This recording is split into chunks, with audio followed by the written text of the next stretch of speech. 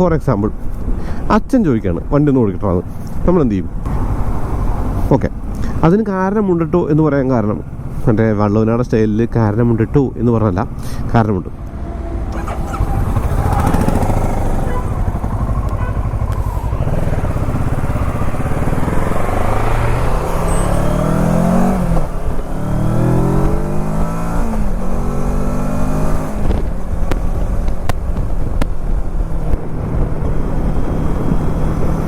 നമസ്കാരം, ഇത് വേഴ്സിസ് 650 ആണ്. 650 cc കവാസാക്കിയുടെ അഡ്വഞ്ചർ സ്പോർട്ട് ബൈക്ക്. ഈ ബൈക്കിൻ്റെ ഒരു വിശദമായ ടെസ്റ്റ് റൈഡ് റിവ്യൂ നമ്മുടെ ചാനലിൽ നമ്മൾ ചെയ്തിട്ടുണ്ട്. കംപ്ലീറ്റ് കാര്യങ്ങളും പറഞ്ഞുകൊണ്ട് വണ്ടിയുടെ രൂപഘടനയെക്കുറിച്ചും വണ്ടിയുടെ കാര്യങ്ങളെക്കുറിച്ചും റൈഡും എല്ലാം പറഞ്ഞുകൊണ്ടൊരു വീഡിയോ ആയിരുന്നു അത്. അതിനുശേഷം ഞാൻ ഈ ഒരു വണ്ടി എടുക്കുന്നത് ഒരു ലോങ് ഡ്രൈവിനായിട്ട് എടുക്കുന്നത് ഡിസംബറിലാണ്. ഡിസംബർ എന്ന് പറയുമ്പോൾ കഴിഞ്ഞ മാസം, വേണമെങ്കിൽ ഒരു രസത്തിന് കഴിഞ്ഞ വർഷം എന്നൊക്കെ പറയാം. അപ്പോൾ 31-ാം തീയതി 30-ാം തീയതി വണ്ടി എൻ്റെ കയ്യിലായിരുന്നു. ഞാൻ ഈ വീഡിയോ ഷൂട്ട് ചെയ്യുന്നത് 1-ാം തീയതിയാണ്. 300 കിലോമീറ്ററോളം ഞാൻ ഈ വണ്ടി ഓടിക്കേണ്ടായി. ഏകദേശം 300-ൻ്റെ പുറത്ത് ഓടിച്ചു. അപ്പോൾ ഈ ഒരു റൈഡിൽ എനിക്ക് തോന്നിയ കാര്യങ്ങൾ, എൻ്റെ ആ ഒരു എക്സ്പീരിയൻസ് ഷെയറിംഗ് ആണ് ഈ ഒരു വീഡിയോ എന്ന് പറയുന്നത്. ഈ വീഡിയോ നമുക്ക് 4ആയിട്ട് തരംതിരിക്കാം.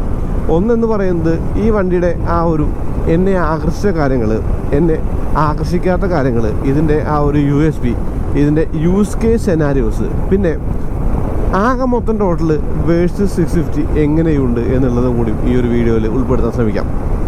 ഇപ്പോൾ ആ വഴി ഒരു മൾട്ടി സ്റ്റാർഡ പോയി. എൻ്റെ ഡ്രീം ബൈക്കുകളിൽ ഒന്നാണത്, one of my dream bike. ഈ ഒരു വീഡിയോയിൽ ചിലപ്പോഴെങ്കിലും 2022 വണ്ടിപ്രാന്തൻ ചാനലിൻ്റെ ആ ഒരു അവസ്ഥ എന്തായിരുന്നു എന്നുള്ളത് ഞാൻ പറയാൻ ശ്രമിച്ചേക്കും. ഇത് ആദ്യമേ പറയുന്നത് കഴിഞ്ഞ വീഡിയോയിൽ പൾസറിൻ്റെ വീഡിയോ ആണെന്ന് തോന്നുന്നു. ആ വീഡിയോയിൽ നിങ്ങളുടെ കഥ കേൾക്കാനല്ല, എനിക്ക് വണ്ടിയെക്കുറിച്ചാണ് അറിയേണ്ടത് എന്ന് പറഞ്ഞിട്ട് ഒരുപാട് പേരെ കമൻറ്റ് ചെയ്യാൻ കണ്ടിരുന്നു. പക്ഷേ വണ്ടിയെക്കുറിച്ച് പറയുന്നത് ഞാനായതുകൊണ്ട് എന്നെക്കുറിച്ച് കൂടി ഞാൻ പറയും. അതിലിപ്പോൾ ഒന്നും ചെയ്യാനില്ല. അല്ല, അങ്ങനെയല്ല, അതിലിപ്പോൾ ഒന്നും ചെയ്യാനില്ലല്ലോ. അപ്പോൾ coming back to the versus 650, ഈ ഒരു വണ്ടിയുടെ കാര്യങ്ങളിലേക്ക് വന്നു കഴിഞ്ഞാൽ ഇതൊരു നല്ല ബൈക്കാണ്. അതായത് എനിക്ക് ഈ ബൈക്ക് ഇഷ്ടപ്പെട്ടു. എന്നെപ്പോലുള്ള ആളുകൾക്ക് പറ്റിയ ഒരു ബൈക്ക് എന്ന നിലയ്ക്കാണ് ഞാൻ ഈ വണ്ടി കാണുന്നത്. അതിന് കാരണമുണ്ട് കേട്ടോ.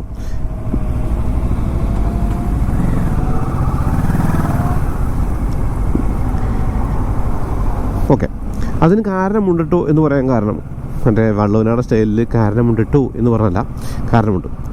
എന്താ വെച്ച് കഴിഞ്ഞാൽ അഗ്രസീവായ ബൈക്കുകൾ എന്ന് പറയുന്നത് പലപ്പോഴും നമുക്ക് സാധാരണ യൂസിന് ബുദ്ധിമുട്ടായിരിക്കും.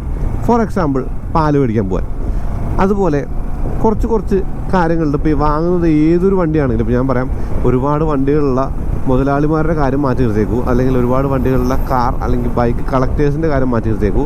നമ്മൾ ഒരു വണ്ടി മേടിച്ച് സ്വപ്നമായിട്ടൊക്കെ മേടിക്കില്ലേ? ഇപ്പോൾ ഒരു സൂപ്പർ ബൈക്ക് അല്ലെങ്കിൽ ഒരു സ്പോർട്സ് ബൈക്ക് വേണം, ഞാൻ എൻ്റെ ജീവിതത്തിലെ ഒരു വലിയ ഒരു ഭാഗം അതിനുവേണ്ടി ചിലവാക്കാൻ തീരുമാനിച്ചിരിക്കുകയാണെന്ന് വിചാരിച്ചിട്ട് കുറച്ച് കാശൊക്കെ കൊടുത്ത് ഒരു വണ്ടി മേടിച്ചു, EMI ഒക്കെ അടച്ച് ഉപയോഗിക്കുകയാണ്. അപ്പോൾ വേറൊരു വണ്ടി മേടിക്കുക എന്ന് പറഞ്ഞാൽ നിയർലി നോട്ട് പോസിബിളാണ്. നിയർലി നോട്ട് പോസിബിൾ എന്ന് പറയുമ്പോൾ അങ്ങനെയാണെങ്കിലും ഒരു സ്കൂട്ടറോ മറ്റോ വാങ്ങുന്നത് ശരിക്കും അഡ്വൈസബിൾ തന്നെയാണ്. എന്നാലും ശരിക്കും അതിന് പറ്റാത്തൊരവസ്ഥയിൽ ഈ ബൈക്കിൻ്റെ യൂസ് വരുന്നത് എപ്പോഴാണ്? വീട്ടിലെ അമ്മ പറയാണ്, എടാ ഒരു പാല് വേണം, ഒന്ന് പോയി വാങ്ങിയിട്ട് വാ. അപ്പോൾ നമ്മൾ നോക്കുമ്പോൾ അടുത്ത് കടയുണ്ടോ എന്നുള്ള സംശയമാണ്. ഇല്ല, അടുത്ത് കടയൊന്നുമില്ല, നടന്നു പോകാൻ പറ്റില്ല. അപ്പോൾ ബൈക്ക് എടുത്ത് പോകണം. അപ്പോൾ നമ്മൾ സ്വാഭാവികമായിട്ടും ഹെൽമെറ്റൊക്കെ എടുത്ത് വെച്ച് ബൈക്ക് എടുത്ത് പോവും. വലിയ വണ്ടികൾ, അഗ്രസീവായ വണ്ടികളാണെങ്കിൽ കുറച്ച് മൂക്കറിട്ട് നിർത്താൻ ബുദ്ധിമുട്ടാവുന്ന ഒരവസ്ഥയിൽ നമുക്ക് അത്ര ഷോർട്ട് റൈഡൊന്നും അതുകൊണ്ട് പോസിബിൾ ആയിരിക്കില്ല എന്ന് തോന്നുന്നു. അപ്പോൾ ഞാൻ വണ്ടികളുടെ പേരൊന്നും എക്സാമ്പിളായിട്ട് പറയുന്നില്ല, പക്ഷേ നിങ്ങൾ ഊഹിച്ചോളൂ. അങ്ങനെ നോക്കിയിട്ട് നമ്മൾ ഈ ഒരു വേഴ്സസ് 650ലേക്ക് വന്നാൽ ഇതിൻ്റെ ഒരു യൂസ് കേസ് അവിടെയാണ് വരിക. അതായത് ഈ വണ്ടിക്ക് ഡ്യുവൽ പേഴ്സണാലിറ്റിയാണ്. ഡ്യുവൽ പേഴ്സണാലിറ്റി എന്ന് പറയുമ്പോൾ ഏറെക്കുറെ 4000 RPM വരെ വണ്ടിക്ക് വലിയ വികാരമൊന്നുമില്ല എന്ന് പറഞ്ഞാൽ വിച്ച് ഈസ് ഗുഡ് അല്ലെങ്കിൽ ബാഡ് എന്നും പറയാം. രണ്ട് വിധത്തിലും പറയാം. ഞാൻ ഗുഡിലേക്ക് ആദ്യം പറയാം. ഗുഡ് എന്ന് പറയുമ്പോൾ ഇപ്പോൾ നമ്മളോട് ഒരാൾ ടെസ്റ്റ് ഡ്രൈവ് ചെയ്യാൻ വണ്ടി ചോദിക്കണം. അതായത് നമ്മുടെ സുഹൃത്ത് അല്ലെങ്കിൽ നമ്മുടെ റിലേറ്റീവ് ഇപ്പോൾ നിങ്ങളുടെ ബൈക്ക് കാണുകയാണ്, നമ്മൾ കൊണ്ടുവരുമ്പോൾ എനിക്കൊന്ന് ഓടിച്ചു പോകണം എന്ന് പറയുന്നത്.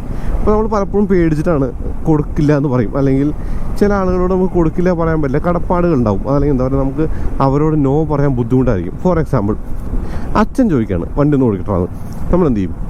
അങ്ങനെ ചോദിക്കുന്ന ആളുടെ സ്പിരിറ്റ് എന്ന് പറഞ്ഞാൽ വണ്ടി ഓടിക്കാനുള്ള ആഗ്രഹവും അത് എന്നെക്കൊണ്ട് ഓടിക്കാൻ പറ്റും എന്നുള്ള മൈൻഡിലുമായിരിക്കും ചോദിക്കാം. അപ്പോൾ നമ്മൾ നോ പറയുന്നതിന് പകരം വണ്ടി എടുത്ത് കൊടുത്തിട്ട് ഒന്ന് സൂക്ഷിക്കണേ എന്ന് പറയേണ്ടി വന്നേക്കാം പല വണ്ടികളിലും. പക്ഷേ ഈ വണ്ടിക്ക് ആ പ്രശ്നമില്ല. ഒന്ന് കൈ കൊടുത്താലല്ലാണ്ട് ഈ ഒരു വണ്ടി ഇതിൻ്റെ ആ ഒരു തനിക്കുണം കാണിക്കില്ല. അതുകൊണ്ട് തന്നെ ഇത് ഡ്യുവൽ പേഴ്സണാലിറ്റി ഉള്ള വണ്ടിയാണ്. നല്ല കാര്യമല്ലേ? ബാഡ് എന്ന് പറയുമ്പോൾ ലോ ആൻഡ് ടോർക്ക് എന്ന് പറയുന്നത് കുറവാണെന്നുള്ളതാണ്. അതായത് ഇപ്പോൾ നമ്മളൊന്ന് അഗ്രസീവായിട്ട് ലോഞ്ച് ചെയ്യാൻ ശ്രമിച്ചാൽ ഒരിത്തിരി എന്ന് പറയുമ്പോൾ മറ്റുള്ള വണ്ടികളെ കമ്പയർ ചെയ്യുമ്പോൾ സമയം എടുത്തിട്ടേ കയറി പോളൂ എന്നുള്ളത് ഒരു കാര്യമായിട്ട് പറയാം. അപ്പോൾ ഓരോ കാര്യത്തിനും ഗുണവും ദോഷമുണ്ട്. ഞാൻ ആ ഗുണത്തെയാണ് ദോഷത്തേക്കാൾ കൂടുതൽ അഡ്വാൻറ്റേജ് ആയി കാണുന്നത്. അതുകൊണ്ടാണ് എനിക്കൊക്കെ പറ്റിയ വണ്ടിയാണ് വേഴ്സസ് 650 എന്നുള്ളത് പറയാനുള്ള കാര്യം.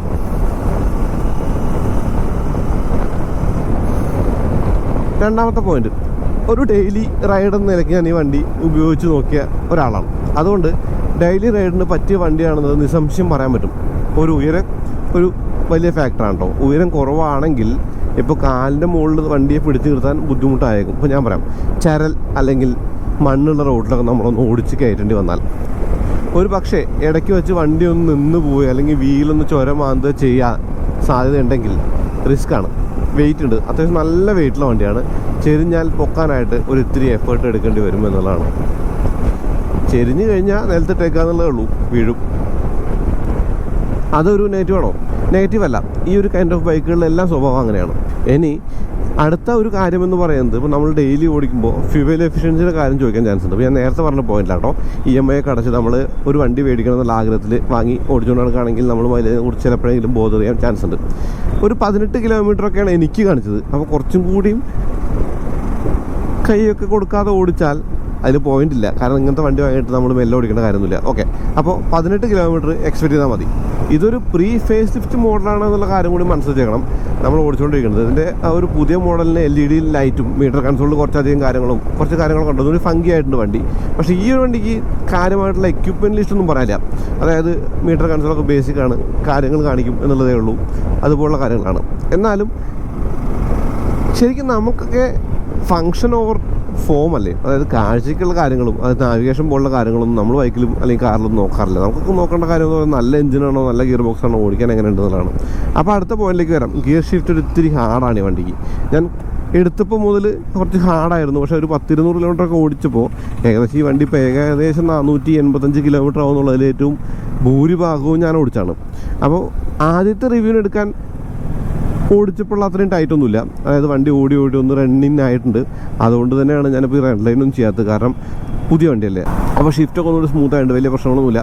6 ഗിയറിലെ വണ്ടിയാണ്. നമ്മൾ നാട്ടിൻപുറത്ത് അല്ലെങ്കിൽ ലോക്കൽ റോഡുകൾ ഓടിക്കുമ്പോൾ 4ാമത്തെ ഗിയർ ഓടിച്ചാൽ മതി. 5ഉം 6ഒന്നും നമുക്ക് യൂസ് ചെയ്യാൻ പറ്റില്ല. കാരണം ആ ലോ ആൻഡ് ടോർക്കിൻ്റെ കുറവാണോ അങ്ങനെയുള്ള എന്തോ കാര്യമായതുകൊണ്ട് തന്നെ ആവണം നമുക്ക് ചെറിയ സ്പീഡിൽ വലിയ ഗിയറുകൾ യൂസ് ചെയ്യാൻ പറ്റുന്നില്ല. ഇടിക്കുന്നുണ്ട് വണ്ടി. ഞാനെപ്പോഴും 2, 3, 4 ഈ ഒരു ഗിയറിലാണ് നാട്ടിൻപുറത്തും അല്ലെങ്കിൽ സാധാരണ റൈഡിലൊക്കെ ഓടിച്ചുകൊണ്ട് നടന്നത്. പിന്നെ 6ാമത്തെ ഗിയറിലുള്ള സ്പീഡിലേക്ക് നമുക്ക് പലപ്പോഴും എത്താനും പറ്റില്ല. കാരണം പലപ്പോഴും ബമ്പർ ടു ബമ്പർ ട്രാഫിക്കിലൊക്കെ ആയിരിക്കും നമ്മൾ വണ്ടി ഓടിക്കുക. അപ്പോൾ അടുത്ത പോയിന്റ് ഹീറ്റ് ഉണ്ടോ എന്നുള്ളതാണ്. ഹീറ്റിൻ്റെ കാര്യത്തിൽ ചിലപ്പോൾ ഒരു കോൺട്രഡിക്ടറി ആവാൻ ചാൻസ് ഉണ്ട്. അതായത് എനിക്ക് വണ്ടിക്ക് കാര്യമായിട്ടുള്ള ഹീറ്റ് ഈ ഒരു കമ്പാരിസണിൽ തോന്നിയില്ല. ഇതിനേക്കാൾ ഹീറ്റ് എനിക്ക് ആ ഒരു SD വണ്ടി ഓടിച്ചപ്പോൾ തോന്നി. SD അല്ലല്ലോ, അതേതായിരുന്നു? SD തന്നെയായിരുന്നു. SD വണ്ടി ഓടിച്ചപ്പോൾ തോന്നി. സ്ക്രാംബ്ലർ, ഒരു വലിയ വിൻഡ് സ്ക്രീൻ ഉണ്ട്. ഞാൻ പറഞ്ഞൊരു പോയിന്റ്, ആ ഒരു വിൻഡ് സ്ക്രീനിൻ്റെ ആവശ്യം എന്താണ്? കാറ്റടിക്കാതിരിക്കുക എന്നുള്ളതല്ലേ. പക്ഷേ അതിൻ്റെ മുകളിലൂടെ നമുക്ക് നല്ലൊരു കാറ്റ് കിട്ടുന്നത്, നല്ല കാറ്റടിക്കുന്നുണ്ട് മുഖത്തേക്ക്, നല്ല ഒരു വിൻഡ് ഉണ്ട് എന്നുള്ളതാണ്.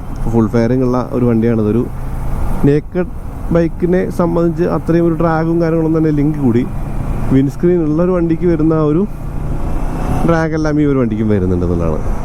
ഇനി പറയേണ്ടത് ബ്രേക്കുകളെ കുറിച്ചാണ്. നല്ല കോൺഫിഡൻസ് ഒക്കെ തരുന്ന ബ്രേക്കാണ്. 2 ഡിസ്കിൻ്റെ ഫ്രണ്ടിൽ, വലിയ വീലാണ്, 160 പ്രൊഫൈലാണ് ഒരു ബാക്കിൽ വീൽ, അറിയാലോ.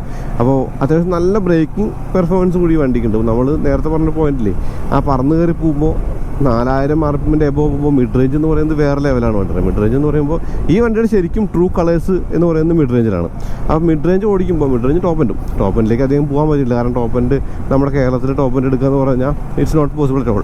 പക്ഷേ മിഡ് റേഞ്ച് നല്ലൊരു മിഡ് റേഞ്ചുള്ള വണ്ടി കൂടിയാണ് ഈ ഒരു കവാസാക്കിയുടെ versus 650 pre facelift model എന്നുള്ളതാണ്. അപ്പോൾ ഇതിൻ്റെ പവർ ടോർക്ക് പറയണം. അപ്പോൾ മിഡ് റേഞ്ച് എന്ന് പറഞ്ഞു, ലോ എൻഡ് കുറവാന്ന് പറഞ്ഞു, ലോ എൻഡ് കുറവായിട്ട് തോന്നിയെന്ന് പറഞ്ഞു. ഇത് ടോർക്ക് ശരിക്കും കുറവാണ്. 61 Nm ഉള്ളൂ ടോർക്ക്.